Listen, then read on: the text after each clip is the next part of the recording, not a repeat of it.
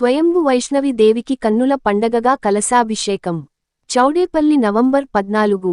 చౌడేపల్లి మండలం పుదిపట్ల గ్రామంలో వెలసిన స్వయంభు వైష్ణవి దేవి ఆలయంలో కార్తీక శుద్ధ దశమి సందర్భంగా శుక్రవారం రోజున అమ్మవారికి 108 కలశములతో అభిషేకము, సౌందర్యలహరి, ఖడ్గమాల రుద్రం, పారాయణం జరిగింది.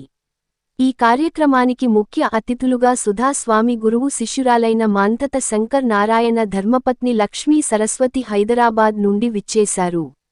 బెంగళూరు, తిరుపతి, మదనపల్లి, వాయల్పాడు, సిటిఎం, ధర్మవరం, రామసముద్రము, పలమనేరు, చిత్తూరు, కుప్పం, చౌడేపల్లి, చుట్టుపక్కల గ్రామ ప్రజలు, సౌందర్యలహరి నేర్చుకున్న మహిళలు అధిక సంఖ్యలో విచ్చేసి ఇంత కార్యక్రమంలో పాల్గొని అమ్మవారి కృపకు పాత్రులయ్యారు.